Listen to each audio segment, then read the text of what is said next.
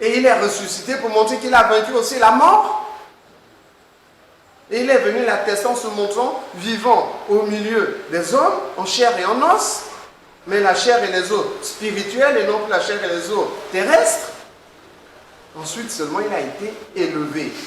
Pas quand on a vu monter au ciel, là c'était juste une image pour dire n'espérez plus sur la chair et le sang, mais espérez par la foi. Donc il a été élevé quand il s'est assis à la droite du Père. Maintenant, là où il est à la droite du Père, là, ceux qui croient en lui, ceux-là sont sauvés. Vous comprenez? Sinon, s'il fallait croire en lui quand il était sur le bois, mais il n'est pas resté, il est resté moins de 10 heures sur la croix. Non, c'est maintenant qu'il est élevé. Maintenant qu'il est élevé, ceux qui croient en son nom, ceux-là reçoivent la vie éternelle. Est-ce que vous comprenez? C'est maintenant qu'il est élevé. Parce qu'il est à la droite du Père, place qu'aucun homme ne peut aller occuper.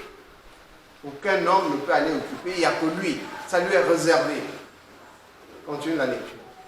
Au verset 7. Car Dieu a tant aimé le monde. L'amour de Dieu pour l'homme est tellement grand, inexplicable, qu'il a donné son Fils unique, afin que quiconque croit en lui ne périsse point, mais qu'il ait la vie éternelle. Donc Dieu a donné son Fils unique, c'est-à-dire ce qui est de lui et en lui. Il a donné. Il a fait venir au milieu des hommes en portant un corps. Pour que cet homme-là, appelé Jésus-Christ, Jésus, Dieu, quand il sauve, le Dieu qui sauve.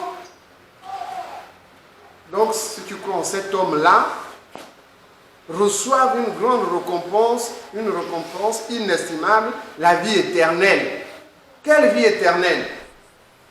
La vie éternelle avec Dieu, avec notre Père céleste. Et non pas la vie éternelle dans la géhenne, dans le feu éternel. Parce que là aussi il y a une vie éternelle, hein? Mais dans la douleur. Il reçoit la vie éternelle, la vie en elle était la vie. Et la vie était la lumière des hommes. C'est cette vie-là qu'il reçoit. Vous comprenez? Et c'est ça la vraie vie, la vie éternelle. Continue la lecture. Dieu, en effet, n'a pas envoyé son Fils dans le monde pour qu'il juge le monde. Donc Jésus-Christ, suivez bien. Jésus-Christ n'est pas venu sur terre pour juger les hommes. Juger les hommes comment? Et toi tu es voleur, toi tu es un menteur. Regardez, le voyou là arrive maintenant. Ah mais lui, c'est de lui qu'on parlait l'autre jour. Là c'est juger les hommes. Mais lui n'est pas venu pour ça. Je veux dire qu'il n'est pas au-dedans de vous pour que vous continuiez à juger les hommes. Vous, puisqu'il est en vous. Puisqu'il est en vous. N'est-ce pas? Sauf si vous reconnaissez qu'il n'est pas en vous. Mais moi je reconnais qu'il est en moi. Donc, du dedans de moi, de mon cœur, je ne dois plus émettre des jugements sur les autres. Parce que Jésus-Christ n'est pas venu au-dedans de moi pour que je juge les gens. Ce n'est pas pour ça que Dieu m'a donné cette grâce. Il n'est pas venu pour juger, mais pour sauver. Ça veut dire quoi pour nous? Puisque c'est de nous qu'il est question. Ça veut dire, si je vois quelqu'un dans l'erreur, je vois quelqu'un dans le péché, j'intercède pour lui, pour que celui qui a le pouvoir de le sauver, le sauve. Vous comprenez?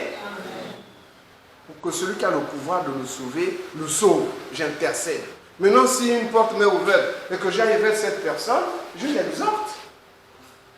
Parce que si tu vas lui faire des reproches, est-ce que c'est ça qui va faire qu'il va changer? Vous avez entendu que quelqu'un a changé à cause des reproches. Au contraire, il s'entête. Et il se braque contre toi, il va te mettre à te haïr. Mais si tu l'aides à connaître Christ, tu peux t'asseoir, frère. Si tu l'aides à connaître Christ, alors il peut être sauvé par ce même Christ. Vous comprenez? Donc Christ n'est pas au-dedans de nous pour juger. Ce n'est pas Christ quand il était dans le corps là à Jérusalem. Non. Christ maintenant, là. Il est au milieu de nous pour sauver. Pas seulement nous sauver, mais sauver aussi d'autres. Pas seulement nous qui l'avons déjà reçu, mais sauver aussi ceux qui n'ont pas reçu, pour que ceux-là le reçoivent, afin qu'ils les sauvent. Comme c'est la lecture. Je reprends donc au verset 17. Dieu, en effet, n'a pas envoyé son Fils dans le monde pour qu'il juge le monde, mais pour que le monde soit sauvé par lui. Celui qui croit en lui n'est point jugé, mais celui qui ne croit pas est déjà jugé. On va d'abord s'arrêter. Celui qui croit en lui n'est plus jugé. Parce que le juste vit par la foi. Il est déclaré juste devant Dieu. Ses iniquités sont pardonnées. Et il n'est plus jugé. C'est-à-dire la condamnation de Dieu ne compte plus pour lui. C'est ce que ça veut dire. Relis la fin du verset, de ce verset que tu as lu.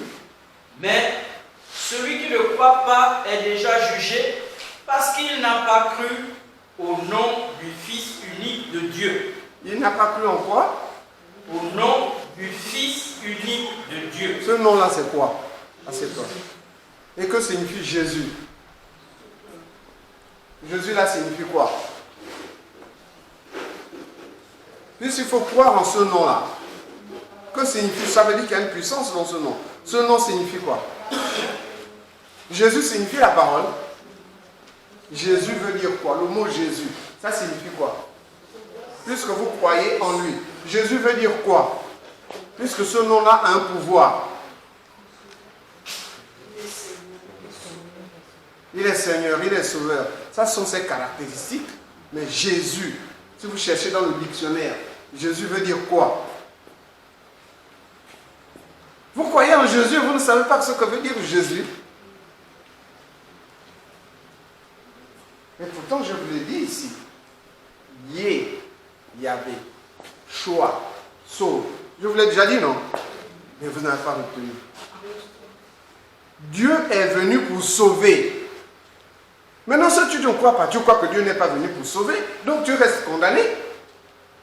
Est-ce que vous comprenez? Dieu est venu pour nous sauver.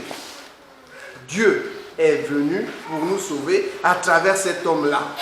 À travers lui, c'est Dieu lui-même qui est venu nous sauver.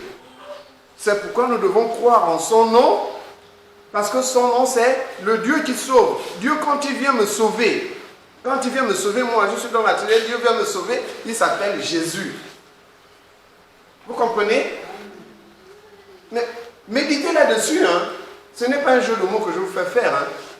C'est la base même de la connaissance de notre relation avec Dieu. Sinon, vous croirez comment? Dieu, Jésus, comme... Dans toutes les églises, on crie Jésus, non? Même les païens crient Jésus, même les sorciers, même les francs-maçons et les rosicruciens, ils disent Jésus. C'est le nom le plus cité dans Google. Le nom le plus référencé au monde. Le mot le plus référencé au monde, c'est Jésus. Mais il ne faut pas que ça soit ce mot-là pour vous. Il faut que ce mot-là soit plus qu'une signification, c'est une relation avec Dieu. Quand vous dites mon sauveur, Jésus, c'est Dieu qui a débarqué du ciel pour venir te sauver, toi. Vous comprenez? Mais vous devez méditer ça et vous approprier cela. Ça doit être clair dans votre entendement. Sinon, votre relation avec Dieu est encore biaisée. Et les démons, vous chassez les démons. Mais je connais Jésus que tu cites là, mais toi, tu es qui? Les démons ont déjà dit ça à quelqu'un. Hein? Paul, on connaît, Jésus, on connaît, mais toi, tu es qui? Vous comprenez? Donc, celui qui... Je relis encore ce passage. Celui qui croit en lui n'est point jugé. Mais celui qui ne croit pas est déjà jugé, oui, parce qu'il n'a pas cru au nom du Fils unique de Dieu. Il n'a pas cru au nom du Fils unique de Dieu. Quel est ce nom? Dieu qui est mon sauveur, Dieu qui vient personnellement me sauver. Me sauver de quoi? De la pauvreté, de la détresse, du chômage, de la maladie, de toutes sortes de maux sur terre. Dieu vient te sauver. Et quand il vient te sauver là, Dieu là s'appelle Jésus-Christ. Vous comprenez? C'est le nom que j'invoque quand j'ai besoin d'être secouru. Quand j'ai besoin d'être sauvé. J'invoque Dieu. Dieu s'appelle maintenant Jésus-Christ. Puisqu'il est la parole de Dieu, puisqu'il est la vie, puisqu'il est la lumière, et il est le salut.